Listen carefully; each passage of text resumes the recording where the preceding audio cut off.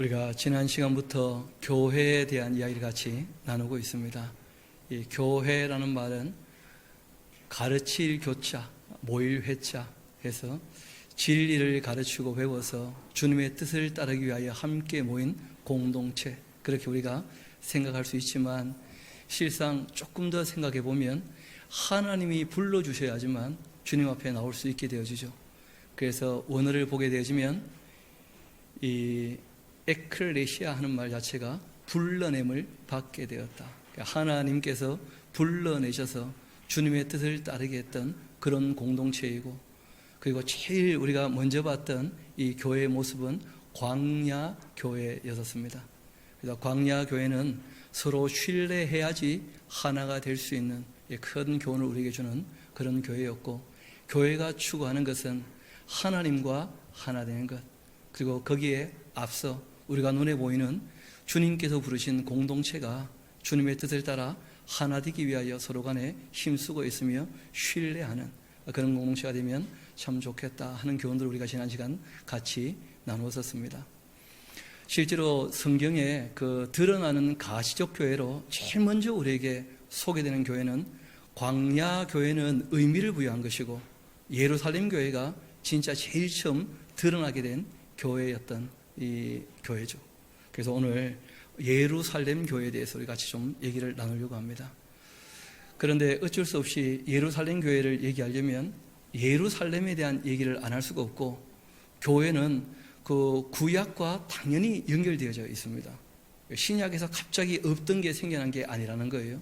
교회는 하나님의 예정부터 시작하는 것이거든요. 이 교회라고 할 때 하나님께서 우리에게 보여주시는 것은 살렘이라고 하는 곳으로 아브라함을 부르시는 겁니다. 여러분, 그 히브리인, 그러니까 떠도는 사람이었던 이 아브라함을 하나님께서 가나안 땅으로 이제 부르시고 이 땅을 너희 자손에게 주겠다 그렇게 말씀하실 때, 이 가나안 땅에는 먼저 하나님을 섬기는 사람이 있었다는 거예요. 그분이 누구냐면 살렘 왕 멜기세덱이라는 분이에요. 우리 한번 창세기 14장 잠깐 한번 가보도록 합시다. 창세기 14장입니다.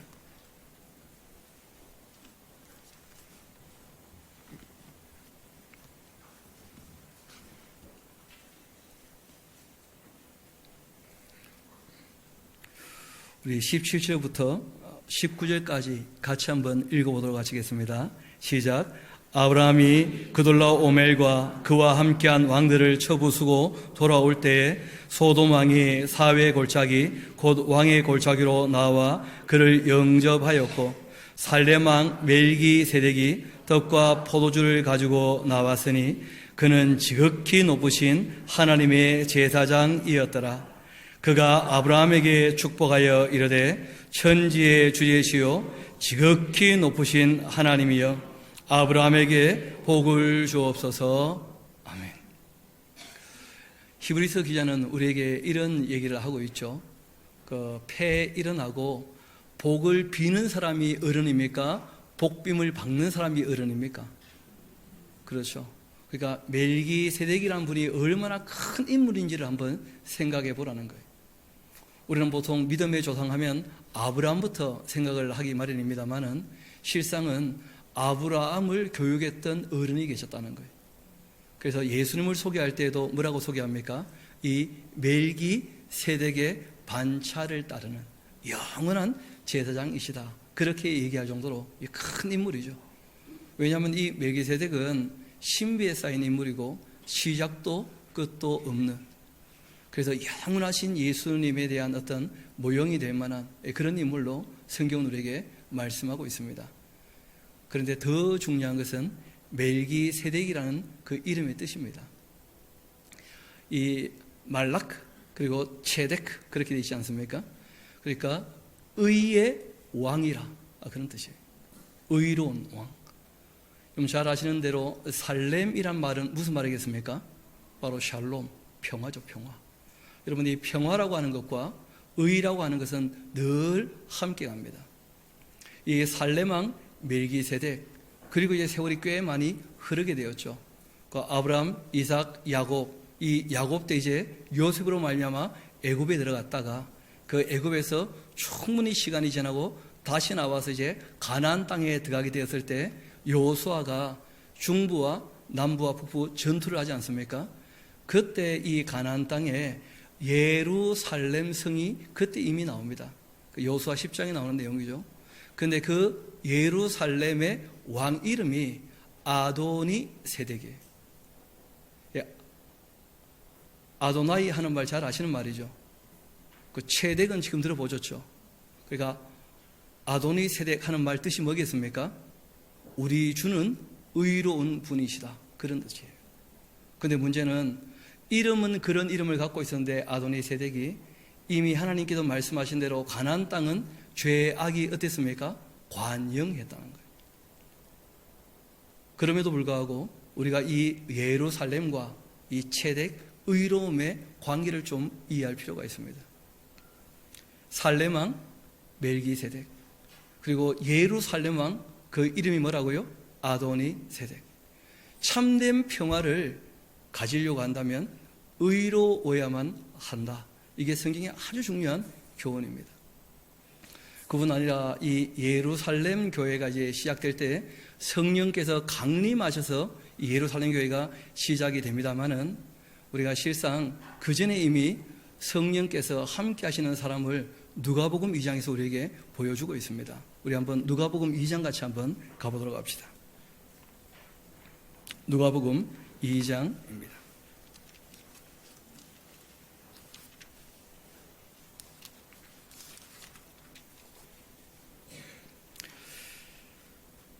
우리 25절인데 같이 한번 읽어보도록 하실까요?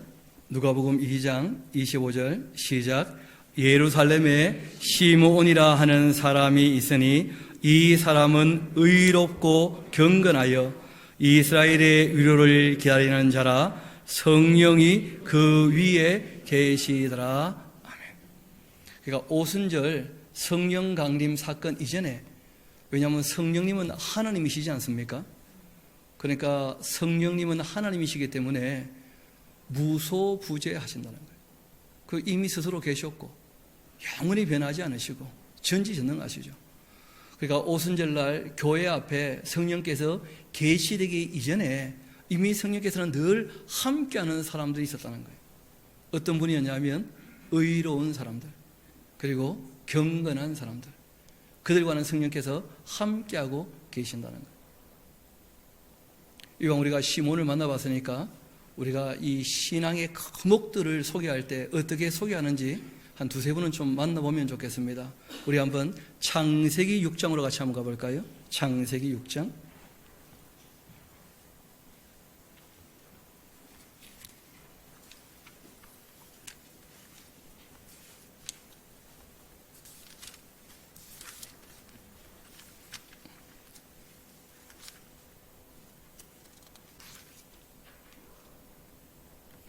우리 창세기 6장 9절을 같이 한번 읽어보도록 합시다.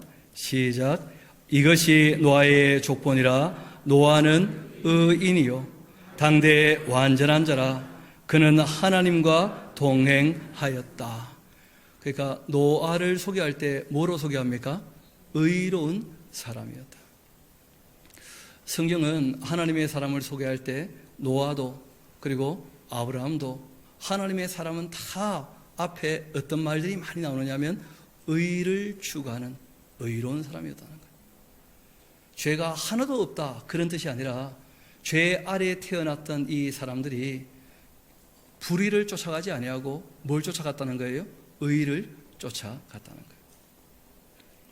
하나님을 알지 못하는 사람, 오늘 우리가 함께 제일 처음 그 예배에 읽었던 시편 말씀인 이 시편 14편을 우리 잠깐 같이 가보면 이렇게 되어 있는 것을 보게 될 것입니다.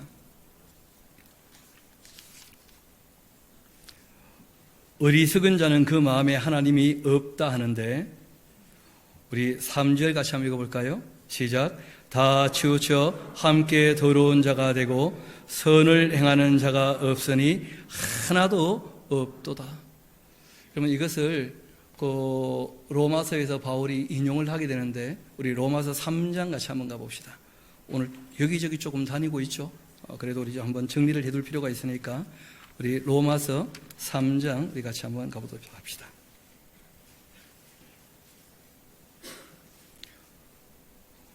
제가 로마서 3장 그 9절부터 한번 쭉 읽어드릴 테니까 잘 한번 들어보시기 바랍니다. 그러면 어떠하냐? 우리는 나으냐?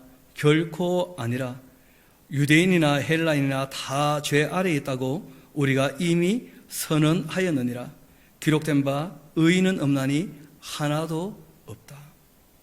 깨닫는 자도 없고 하나님을 찾는 자도 없고 다 치우쳐 함께 무익하게 되고 선을 행하는 자가 없나니 하나도 없도다.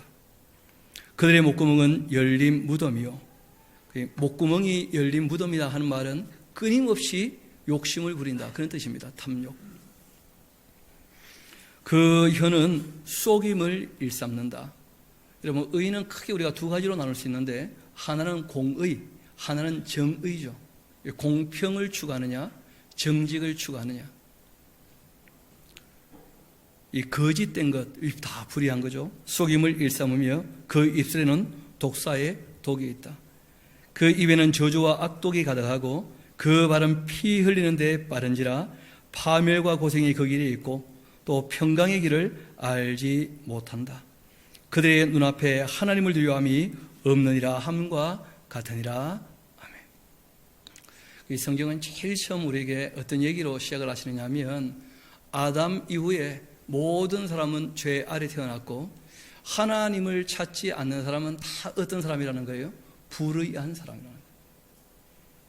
하나님을 찾게 되면서부터 사람들이 의를 추구하게 되는 것이죠.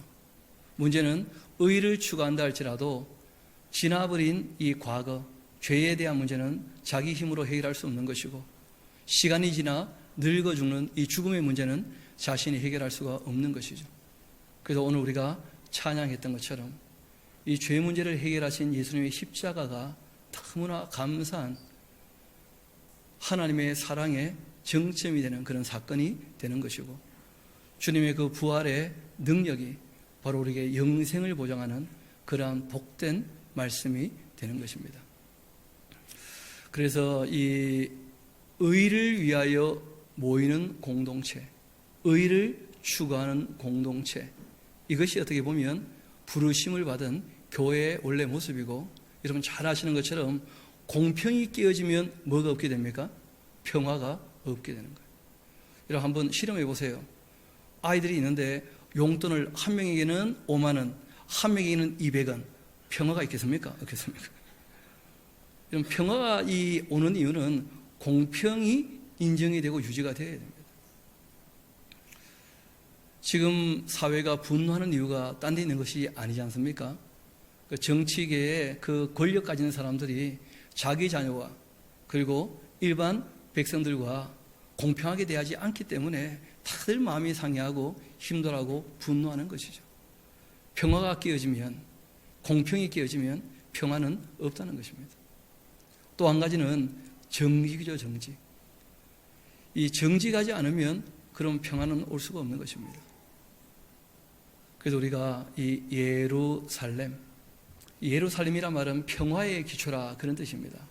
참된 평화가 오고자 한다면 정직과 함께 공평한 사회, 그러한 공동체를 만들려고 힘쓰고 애써야 될 것입니다.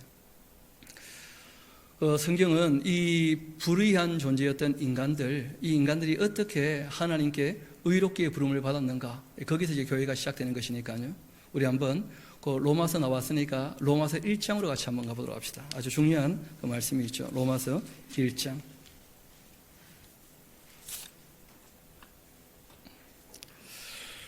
로마서 1장 우리 17절 우리 같이 한번 읽어보도록 할까요?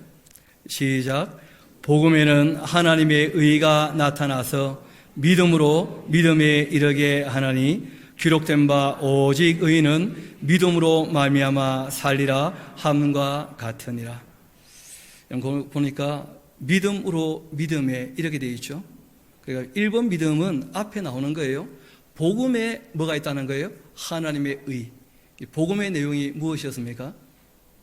제일 먼저는 하나님께 돌아오면 용서해 주신다. 이게 복음의 가장 기본이었죠. 그래서 성경이 뭐라고 선포합니까? 회개하라.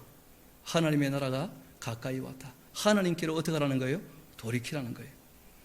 여러분, 이것이 믿어져서 하나님께 죄를 잡아오고 돌이키게 되어지면 용서받게 되어지고 하나님에 대한 이 신뢰, 그 믿음이 더 돈독하게 된다는 거예요. 믿음으로.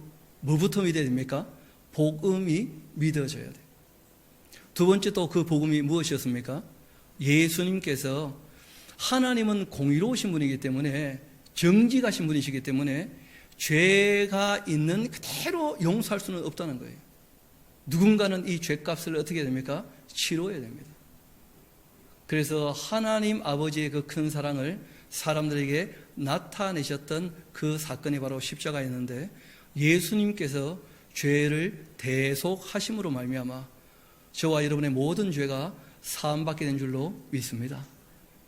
그것이 믿어져야 돼요. 이 복음이 믿어지게 되어지면 아버지의 하나님의 그 크신 사랑, 아버지의 하나님의 그 인격 자체가 어떻게 된다는 거예요? 믿어진다는 거예요. 복음으로. 이 믿음으로 할 때 복음을 믿음으로 말미암아 하나님을 믿는 믿음에 이르게 된다. 그런 뜻이에요. 하나님께서 하셨던 일, 우리를 향하여 복되게 하셨던 그 일들, 이게 정말 믿어지는가?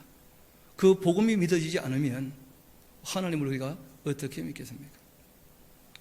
믿음으로 믿음에 이르게 한다. 또 복음이 있었죠. 그것이 무엇입니까?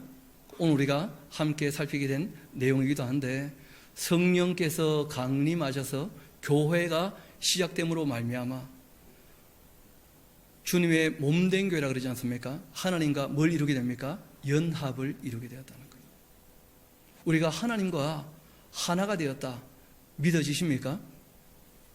보니까 한 4분은 안 믿으시는 것 같은데 보니까. 그럼 그게 믿어져야 돼요. 하나님께도 우리를 의롭게 여겨주신다. 우리와 하나 되게 하신다. 그래서 부족할 때 어떻게 하실 겁니까? 도와주실 거예요. 그래서 우리가 하나님과 연합이 되었다. 이게 확실히 믿어져야 돼요. 그리고 난 다음에 뭐가 믿어져야 되냐면 우리에게 영생 복락을 보장하셨다. 이 복음이 믿어져야 아버지 하나님이 어떤 분인지 확실히 알고 믿게 될 것입니다. 그래서 성경은 우리에게 말씀하십니다. 복음에는 하나님의 의가 나타나서 믿음으로 믿음에, 복음을 믿음으로 하나님을 확실히 믿는 믿음에 이르게 하나니 기록된 바, 거기 뭐라고 되어 있습니까? 오직 의인은, 이렇게 되어 있죠.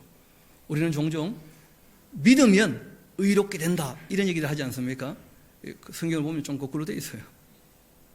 의인은 뭐라고요? 믿음으로 말미암아 살리라.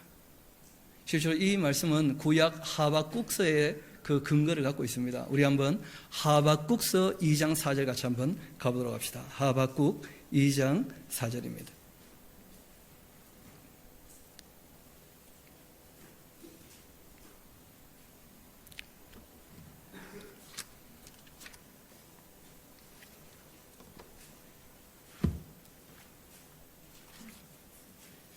하박국 2장 4절 우리 같이 한번 읽어보도록 하실까요? 시작. 보라, 그 마음은 교만하며 그 속에서 정직하지 못하나 의인은 그 믿음으로 말미암아 살리라. 그러니까 이 바벨론이라는 나라가 너무 악한 나라인데 이 악한 나라가 지금 이제 예루살렘을 무너뜨리기 위하여 달려왔다는 거예요. 그때 이 하박국이라는 사람이 악한 자가 의로운 예루살렘을 짓밟으면 의인들이 다 죽지 않겠는가? 그렇게 이제 하나님께 항변을 한 겁니다. 그때 하나님의 대답이 뭐냐면 염려하지 말라는 거예요. 의인은 무엇을 믿습니까? 하나님 말씀을 믿어요. 그러니까 의인은 믿음으로 사는 법이다. 그러니까 의로운 사람들은 이 땅에 죽어도 죽는 게 아니에요. 하나님께서 순교자에게 주시는 특별한 영광의 면류관이 있는 줄로 믿습니다. 죽어도 죽는 게 아니라는 거예요. 의인은 이 땅에 살아갈 때 무엇을 가지고 살아간다고요? 하나님 말씀을 믿는 그 믿음으로. 그러니까 주님의 뜻을 따라 사는 사람. 이 사람이 곧 뭐라는 거예요? 의인이라는 거예요. 그래서 원래 이 이스라엘을 제일 처음 부르실 때 이 교회에 어떻게 보면 그 기원쯤 되어지겠죠. 그렇죠? 이스라엘 나라, 그 광야 교회라고 하는 이 교회에 별명이 하나 있었다는 거예요. 우리 한번 신명기 그 32장 같이 한가 봅시다. 신명기 32장.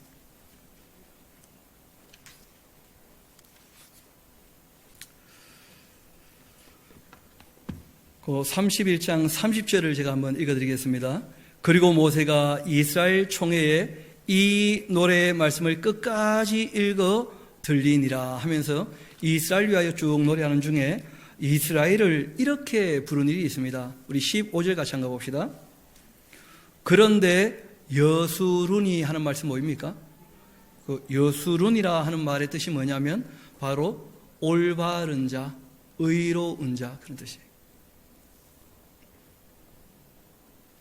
하나님께서 그러한 이 이스라엘 나라, 그러니까 우상 숭배가 만연한 이 세상에서 정말 의를 추구하고 하나님의 뜻을 따르고자 하는 아브라함을 어떻게 하신 겁니까? 불러내셔서 그들의 자손으로 이스라엘 나라를 만드셨다는 거예요. 그런데 안타까운 것은 이 나라가 배부르게 되니까 하나님을 어떻게 했다는 거예요? 그냥 거역해버렸다는 거예요. 떠나버리고 자기 스스로 살만하다고 여겨지니까 착각을 한 것이죠. 그 젊을 때 돈 있을 때 잠깐이었을 텐데 그때 마치 하나님 아무 의미가 없는 것처럼 그렇게 하나님을 떠나버렸던, 그럼에도 불구하고 이 이스라엘 나라를 부르실 때 뭐로 부르셨다고요? 여수룬. 그러니까 실제로 이 교회라고 하는 곳은 의인은 믿음으로 사는, 그러니까 이 세상의 불의를 쫓지 않고 정의와 공의, 의를 추구하는 사람들의 모임이 바로 교회인 것입니다. 하나님께 우리를 왜 부르셨는가? 거짓되지 않게 살게 하시려고, 또 자기가 더 크다, 그리고 힘 있다고 해서 불공평하지 않도록 하시려고, 공의와 정의를 행하게 하시려고 우리를 부르신 거예요. 그래서 교회는 다른 것을 추구하는 것이 아닙니다. 그래서 오늘 그 예루살렘 교회에 대한 얘기를 조금 나누게 될 터인데, 우리 다시 본문으로 돌아오도록 합시다. 사도행전 우리 2장이 되겠습니다.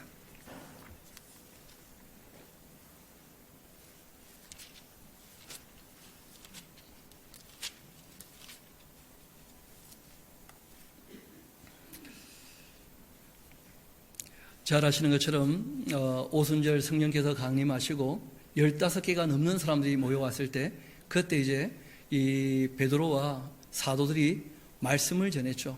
놀랍게도 이 말씀이 바로 표적으로 나타났던 방언이었었는데, 여러분 방언은 사람에게 하는 것입니다. 왜냐하면 방언이라는 말 자체가 지방 언어, 말이에요, 말. 그런데 놀랍게도 이때 이 방언은 그 통역하는 사람이 전혀 없었는데, 베드로는 자기가 자기 말하듯이 얘기를 했던 것 같아요. 보니까 편하게 얘기를 했으니까. 근데 듣는 사람은 다 뭐로 알아들었어요? 자기 나라 말로 알아들었다는 거예요. 다. 진짜 새 방언이죠. 여태까지 없었던 언어예요. 말 그대로 소통되는, 너무 자연스럽게.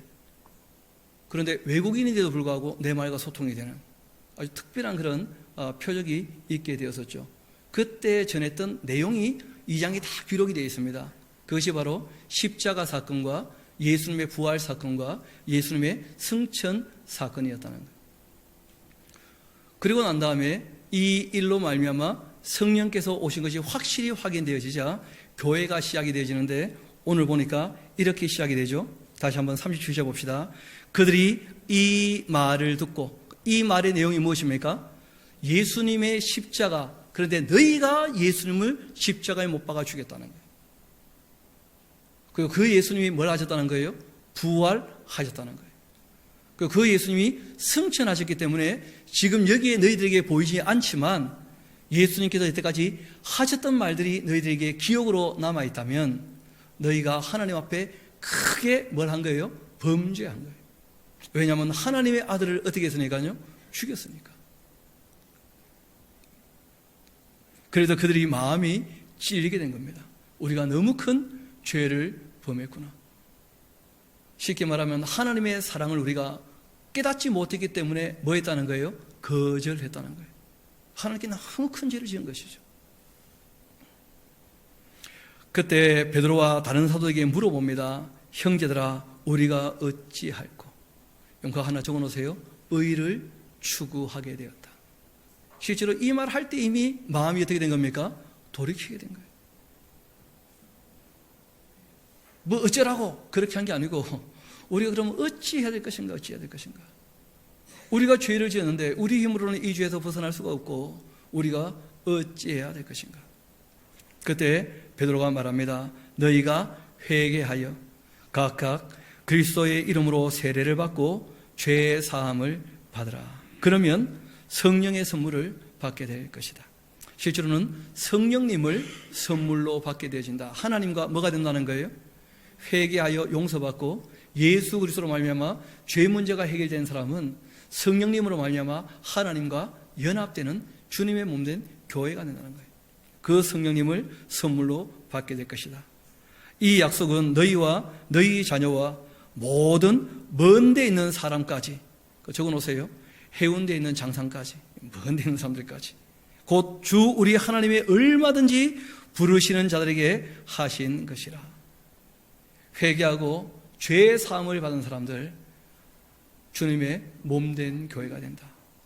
그렇게 말씀하신 것입니다. 또 여러 말로 확증하면서 권하여 이르되 너희가 이 패역한 세대에서 구원을 받으라. 그렇게 했더니 그 말을 받은 사람들은 세례를 받음에 이날의 신도의 수가 얼마가 되었다고요? 3,000.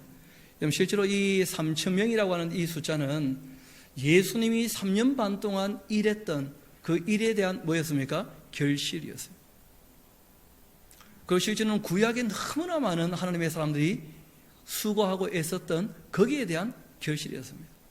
그러니까 실제로 3,000 하니까 숫자가 많아 보이지만 그리 많은 숫자는 아니었던 거예요. 또 이때 예루살렘에 모인 사람들이 얼마쯤 되느냐면 한 100만에서 150만쯤 되었다 하거든요. 100만 넘는 사람 중에 3,000이면 많은 숫자입니까? 극히 소수입니까? 극히 소수였죠. 그렇게 해서 이제 모여들게 된 것입니다. 그렇게 처음 시작이 된 것이었죠. 그리고 이야기합니다. 그 말을 받은 사람들 세례받고 수가 한 3,000쯤 되었는데 그들이 사도의 가르침을 받고 서로 교제하고 떡을 떼며 오로지 기도하기를 힘썼다. 그렇게 되어 있습니다. 여러분, 이걸 가지고 우리가 뭐라고 얘기하느냐 하면 유무상통하게 되었다. 진리를 읽고 듣고 배우고, 그리고 난 다음에 제일 먼저 한 게 뭐예요? 공평, 유무상통했다는 거예요. 제일 먼저 한 것이 공의를 실천한 거죠. 네 거 내 거 없다. 다 우리 그냥 공평하게 나누어 갖자. 그리고 난 다음에 기도에 힘쓰는 이유가 어디 있겠습니까? 기도의 본질은 무엇입니까? 우리가 하나님께 무슨 말을 많이 하는 것이 아니라 주님의 말씀을 배웠으니까 주님의 뜻을 따르기 위하여서 늘 자기 욕심을 꺾기 위하여 뭐 해야 됩니까? 기도해야죠. 그래서 하나님 말씀을 배우고, 그리고 주님의 뜻에 따라 정말 공의를 행하려고 애를 쓰면서 그렇게 살 수 있게 도와주시라. 그래서 기도에 힘쓰게 된 거예요. 교회 공동체는 그렇게 시작이 된 것입니다. 공의를 추구하는 공동체였다는 거예요. 여러분, 그런데 아쉬운 것은 이 일이 그리 오래 가지 못했다는 거예요.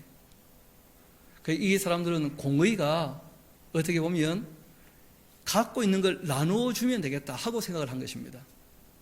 이유는 계속 살아야 된다는 생각을 하지 못하신 거예요. 예수님 곧 오실 거기 때문에 가진 거 빨리 나눠 먹고, 그리고 예수님 오시면 우리가 천국 가자, 그런 식으로 생각을 처음에 했던 거예요. 그런데 알고 보니까 인생을 더 살아야 됩니까? 안 살아야 됩니까? 더 살아야 되는 거예요. 여러분, 그렇게 시간이 지나다 보니까 이제 공의에 대해서 다시 정리가 될 수밖에 없는 것입니다. 그래서 이 예루살렘 교회가 갈등이 일어나기 시작을 해요. 여러분 잘 아시는 것처럼. 왜냐하면 처음에 이제 유무상통하니까, 여러분 다 갖다 바쳤겠습니까? 그 마음이 열린 사람이 먼저 했겠습니까? 마음이 열린 사람들이 먼저 하게 되어지죠. 유무상통하니까. 그런데 문제는 아직 그런 마음이 일어나지 않은 사람도 있었다는 거예요. 그런 사람들은 외식하게 되어집니다. 정직하지 않았다는 거예요. 남을 속인 것 정도가 아니고 하나님을 속여서 문제가 생긴 것이 바로 아나니아와 삽비라 사건이었어요. 그 자기의 재산을 팔았는데 유무상통하려고 하니까 다 갖다 바치려고 하니까 그 아까운 거예요. 그래서 이제 반은 감추고 반은 바쳤다는 거예요. 여러분 실제로는 안 바쳐도 아무 문제 없습니다. 하나님이 그 돈이 필요하신 분이 아니시거든요. 중요한 것은 사람에게 보이려고 뭘 했다는 거예요? 거짓말을 했다는 거예요. 외식. 그래서 하나님께 정직하지 못한 것 때문에 죽었던 사건이 바로 아나니아와 사피라 사건이에요. 예루살렘 교회를 통하여 우리가 배울 수 있는 큰 교훈이 있습니다. 그게 뭐냐면 기독교 공동체는 의를 추구하는 공동체인데 공의와 정의가 세워지지 아니하면 성도로서의 자격이 없다는 거예요. 아나니아와 사피라가 죽었던 이유는 바로 거기 있습니다. 의롭지 않았다는 거예요. 의를 추구하지 않았다는 거예요. 정의를 행하지 않았다는 거예요. 그것이 교회에 있었던 가장 처음 있었던 큰 사건이었죠. 좀 심각해지신 것 같은데 보니까 여러분들 정직해야 된다는 것 때문에 마무리할 때는 조금 분위기가 바뀔 수 있으니까 미리 말씀드립니다. 너무 심각하게 들으시는 것 같아서 죄송합니다. 저는 모든 얘기를 좀 심각하게 해가지고 농담도 심각한 바람에 아무도 안 웃어요. 제가 무슨 농담하니까 우리 형 얘기가 다큐멘터리하고 그리고 코미디하고 구분이 전혀 안 되는 거예요. 내가 무슨 말을 할 때는 모든 게 다 다큐처럼 들려가지고 잘 웃지도 못하고 뭐 그래도 어쩔 수 없습니다. 뭐 제 캐릭터가 그러니까 용납을 하시고. 그러니까 정말 중요한 것은 뭐냐면 예루살렘 교회에 갈등이 일어났던 이유가 공의에 대한 문제였다는 거예요. 왜냐하면 처음에는 갖다 바쳤는데 시간이 조금 지나게 되어지니까 어떤 일이 벌어지느냐면 헬라파 유대인들은 갖다 바치지 않았어요. 그렇죠? 왜냐하면 다 밖에서 온 사람들이니까 바칠 게 없잖아요. 반면에 히브리파 유대인들은요 다 자기 재산 팔아가지고 이제 교회를 부양했었거든요. 예루살렘 교회를. 그러다 보니까 이제 조금 시간이 지나니까 아까운 마음도 들고 자기는 많이 바쳤는데 뭐 혜택도 별로 없고 그러다 보니까 이제 이 히브리파 유대인, 헬라파 유대인 가운데 갈등이 생기기 시작하는 거예요. 공평 때문에 다툼이 일어나기 시작하는 거예요. 그래서 그것을 좀 정리하기 위해서 7명의 지도자를 세웁니다만은 잘 아시는 것처럼 스데반이 순교당하시면서 실제로 헬라파 유대인들은 다 어떻게 됩니까? 다 원래 고향으로 돌아가고 말았다는 거예요. 그리고 이제 또 어떤 일이 벌어지느냐 하면 사도들이 시작을 했음에도 불구하고 사도들은 잘 아시는 것처럼 그렇게 많은 학식을 갖고 있는 사람들이 아니었어요. 학문을 갖고 있는 사람들이. 예수님께 들었던 것이 다였습니다. 예수님께 몇 년 동안 배웠죠? 3년 반. 그러면 몇 년 동안 일하면 바닥이 납니까? 그런 거예요. 뭐 배를 곱하기 2해서 한 7년 했다 손치더라도 7년쯤 하니까 바닥이 나는 거예요. 왜냐하면 내용이라고 하는 것은 의외로 그렇게 복잡하거나 많지 않거든요. 내용은 어떻게 살아내느냐 이게 진짜거든요. 그러다 보니까 이제 가르칠 건 다 가르쳤고 더 이상 전할 내용은 없고, 그러니까 이 교회가 유지되고 그리고 교회가 살아남으려면 사도보다는 그 장로들이 오히려 훨씬 더 뿌리가 깊고 힘이 있었다는 거예요. 그래서 장로와 이 사도 사이에 뭐가 일어나냐면 갈등이 일어나기 시작해요. 여러분 참 안타깝지만 그 얼마 안 되어서 사도들은 다 예루살렘 교회를 떠나고 예루살렘에는 사도가 아닌 그 예수님의 동생 야고보가 예루살렘 교회를 지키고 있는 모습을 보게 되어집니다. 그리고 이 예루살렘 교회는 우리가 처음 봤던 것처럼 교육을 받았다고 하지만 실제로 자기보다 못한 사람이 뭘 가르치면 잘 배웁니까? 잘 안 배웁니까? 그런 게 좀 있어요. 그러다 보니까 이 유대인들이다 보니까 니나네나 뭐 구약 아는 것 똑같을 텐데 하는 마음이 있었던 것 같아요. 그러니까 사도들이 가르쳤음에도 불구하고 그들은 그 교육을 수용을 많이 못했던 듯 합니다. 그러다 보니까 어떤 일이 벌어지느냐 하면 표적을 보고 돌아왔던 이 사람들이 시간이 얼마 지나지 않아서 다시 유대교로 돌아가기 시작하는 거예요. 그래서 히브리서 기자가 참 안타까워하는 모습을 보게 됩니다. 항상 그렇듯이 교만하게 되어지면, 여러분 교만이란 말은 달리 표현하면 공평이 깨어진 거예요. 잘난 척하게 되어지면 신앙생활 할 수 없습니다. 결국은 다 돌아가고 말았다는 거예요. 겸손하지 못하니까. 그것뿐 아니라 또 이 유대인들 중에서 기독교인이 되었던 이 사람들 중에 할레파라고 하는 그 할레당이 있었다는 거예요. 그럼 지금 보는 것처럼 예루살렘 교회가 초창기 교회거든요. 그래서 우리가 뭐 초대교회로 돌아가자 그런 이 미련한 얘기하면 안 됩니다. 그럼 초대교회가 처음에 유무상통해서 본질을 찾고 공평하기 위하여 시작을 했지만 실제로는 이 세대 그 역사 현실을 제대로 보지 못했었어요. 그렇게 해서 유무상통했다가 오래가지 못했던 것을 우리가 봤었고, 그리고 히브리파, 헬라파, 이 파가 나눠져서 갈등이 일어나는 거예요. 또 장로파, 사도파, 그리고 또 할레파, 무할레파, 이렇게 갈등이 일어나기 시작하는 거예요. 게다가 이 교회는 너무 옹졸해졌습니다. 베드로가 처음 말씀을 전할 때에는 먼 데에 있는 사람까지 하나님께 다 부르신다 이렇게 얘기했지만, 유대인들 이외에 이방인도 진짜 불렀겠는가 하는 의구심을 끊임없이 갖고 있었다는 거예요. 그러다 보니까 사도 바울이 갖고 있었던 이 신학을 예루살렘 교회가 수용하지 못했다는 거예요. 결국 이 예루살렘 교회는 AD 64년에 무너지고 말았습니다. 처음 시작될 때는 정말 공평하게 하겠다 하고 모여왔지만 거짓 때문에, 그리고 공평하지 못한 교만 때문에 교회는 결국 문을 닫고 말았습니다. 그러나 놀라운 것은 하나님께서 그렇게 끝내지 않으셨다는 거예요. 하나님께서 그렇게 흩어졌던 그 사람들이 시작이 되고 기본이 되어서 바울이 그 곳곳에 가서 복음을 전할 때마다 유대인 회당에서 정말 바울을 옹호하고 바울의 복음을 듣고자 하고 바울을 영접하는 사람들이 어느 곳에 가서나 있었다는 거예요. 반대하고 방해하는 사람도 있었지만 항상 바울이 유대인 회당에 들어갈 때 미리 먼저 말씀을 알고 또 요한의 세례를 알고 그렇게 바울을 영접하고 받아들인 사람들이 꽤 있었다는 거예요.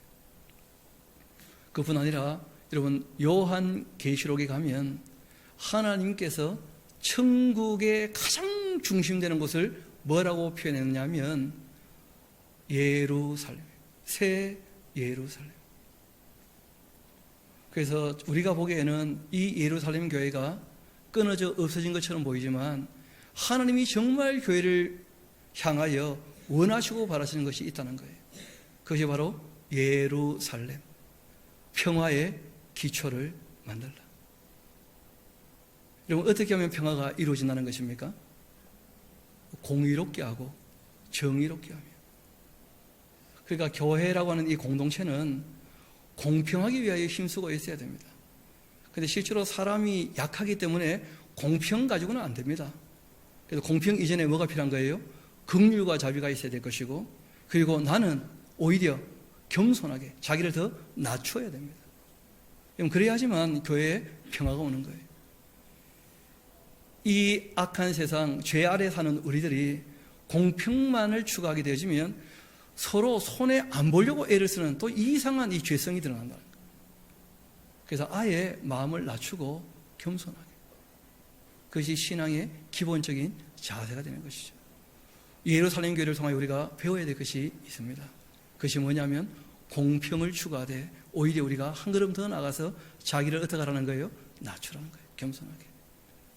그뿐 아니라 서로 간에 정직할 수 있게 되기를 소망합니다. 부족하면 부족한 대로.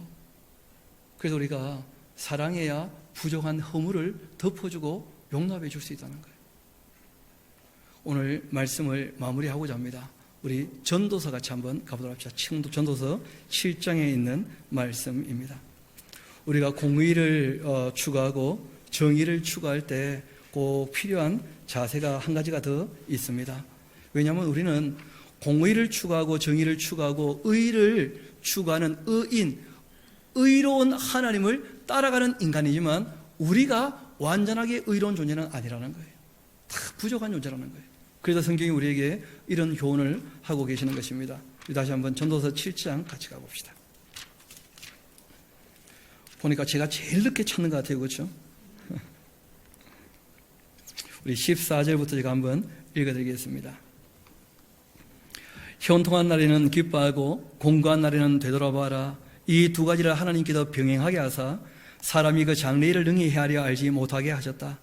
내 허무한 날 사는 동안 내가 그 모든 일을 살펴보았는데 자기의 의로움에도 불구하고 멸망하는 의인도 있고 자기의 악행에도 불구하고 장수하는 악인도 있더라. 그러니까 이 세상에는 부조리가 끊임없이 있을 거라는 거예요. 이 땅에서는. 그래서 부탁하는 것이 있습니다. 16절 봐요. 지나치게 의인이 되지 말며. 그러니까 이거는 번역이 이상하게 된 것입니다. 끝까지 의를 추구해서 행함에 있어서 완전하기를 바라십니까? 바라지 않습니까? 그러니까 지나치게 의인이 되지 말라 이렇게 번역하면 하나님 말씀이 이게 상충하게 되지 않습니까? 이런 내용들은 이 정도로 번역하면 됩니다. 너무 의로운 척 하지 말라는 거예요. 의를 추구하고 있으면서 자기는 의롭다고 착각하는 것은 잘못되었다는 거예요. 그래서 밥맛이 나오는 거예요. 예수 믿는 사람들 보면 밥맛이라는 거예요. 지도 우리와 별 다른 것 없으면서 억수 착한 척 한다는 거예요.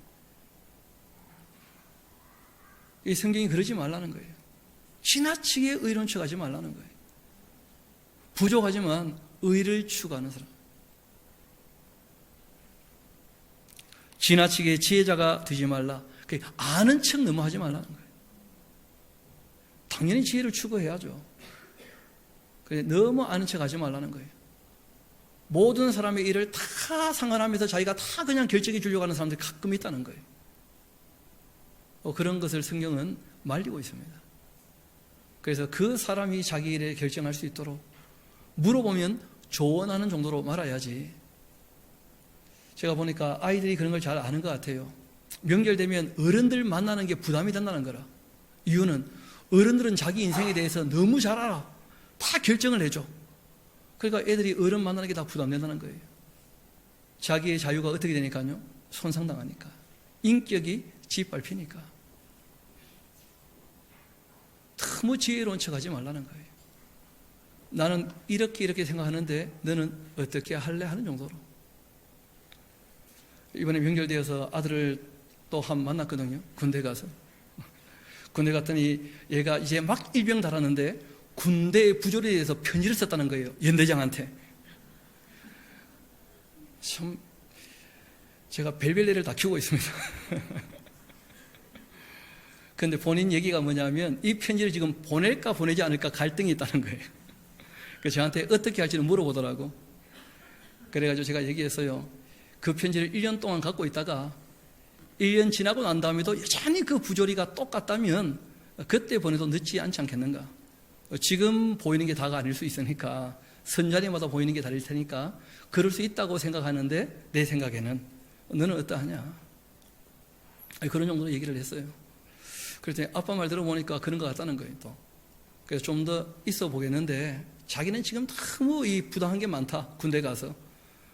제가 속으로 그렇게 한번 당해봐야 인간이 좀 되지 그래. 그런 마음도 있습니다만은 여러분 실제로 사람이 자기의 인격이 짓밟히면 괴롭다는 거예요. 이번에 다행스러운 것은 이번에 저희가 어머님 만나 뵙고 어머님 만나 뵙고는 정치에 대한 얘기를 하나도 안 했어요. 제가 출발할 때 조카가 야 이번 명절은 너무 꿀잼이겠다. 왜? 조국이라는 인물이 있으니까. 할머니는 아무래도 그쪽이고 삼촌은 아무래도 저쪽이니까 하면서 이제 본인들이 보기에는 이번 명절은 꿀잼이다 꿀잼. 붙어서 어떻게 되는지 한번 구경이나 하자 막 그러더라고. 그래가지고 제가 어머님하고 형님들에게 한 가지 얘기했어요. 애들이 걱정이 하나 있던데 조국에 대해서 어떻게 얘기를 할지가 걱정인데 제가 보기에는 조국에 대한 얘기만 안 하면 조국이 평안할 거라고. 그래서 아무 얘기 안 했더니 평안하게 잘 지냈어요. 애들에게 뭐 아는 것처럼. 근데 한번 물어봅시다. 여러분 우리가 조국에 대해서 아는 게 있습니까 없습니까?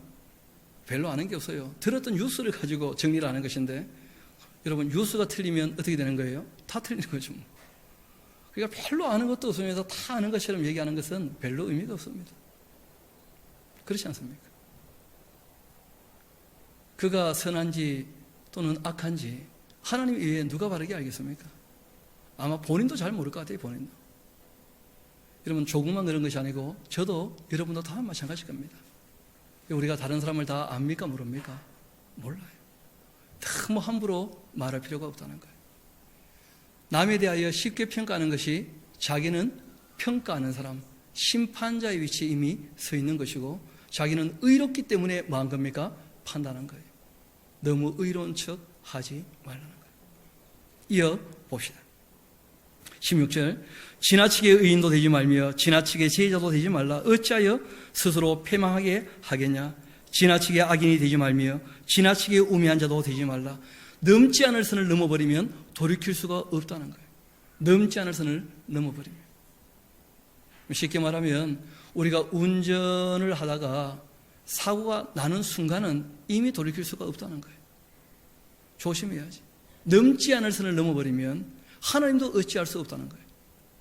여러분, 가룟 유다가 넘지 않을 선을 넘어버렸어요. 그 마음에 예수님에 대하여 미워하는 마음을 갖게 되어지고 그 일을 지속적으로 어떻게 합니까? 추구하게 되어지니까 예수님께서 그만두시는 것을 보게 됩니다. 가서 너 할 일을 하라. 그래서 우리가 선을 넘지 않고 빨리 돌이켜야 됩니다. 그래서 성경이 부탁을 해요. 너는 이것도 잡으며 저것에서도 내 손을 놓지 않는 것이 좋으니 하나님을 경외하는 자 이 모든 일에서 어떻게 될 거라고요? 벗어날 것이다. 하나님을 경외하면 겸손하게 될 것이니까 너무 의로운 척하지 않을 것이고 진리를 배우게 되어지면 늘 부족하니까 자기가 너무 똑똑한 척하지 않을 것이고 하나님의 말씀을 배우게 되어지면 당연히 악한 길로 걷지 않을 것이고 죄인의 길에 서지 않을 것이고 하나님을 경외하는 삶만이 이 어리석음에서 벗어날 수 있다는 것입니다.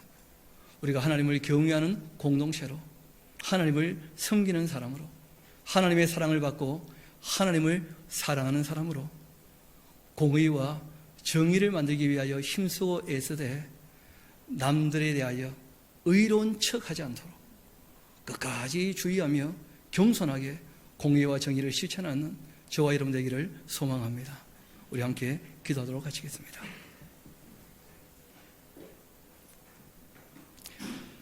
아버지 하나님, 감사합니다. 이전에 있었던 예루살렘 교회를 통하여 우리에게 교훈하여 주신 내용들을 읽고 듣고 배울 수 있게 하신 것 감사드립니다. 돌이켜보면 우리가 교육할 때 이외에 사람과의 만남에 있어서 너무 의로운 척함으로, 너무 잘난 척함으로, 너무 똑똑한 척함으로 관계가 깨어지고 힘들어지고 어려워진 것들을 보게 되어집니다. 주님, 이 말씀 앞에 우리의 마음을 씻고 겸손하게 되어지고 다른 사람을 좀 더 존중하며 주님 앞에 모든 일들을 맡겨놓고 주님의 뜻을 따르기를 소망하오니 연약하고 부족한 저희들을 끝까지 도와주시기를 소망합니다. 의로우신 주님을, 선하신 주님을, 참되신 주님을 끝까지 따르기를 소망하오니 주님, 주님의 그 선하신 도움의 손길로 우리를 늘 이끌어 주옵소서. 그러함으로 주님께서 주시는 참된 평화가 주님의 몸된 교회와 또한 주님께서 세우신 우리 가정에 늘 임하는 참된 복을 누릴 수 있도록 주님 은혜를 베풀어 주옵소서. 모든 걸 주님께 의탁합니다. 감사드리며 우리의 구주가 되시는 예수님 이름으로 기도합니다.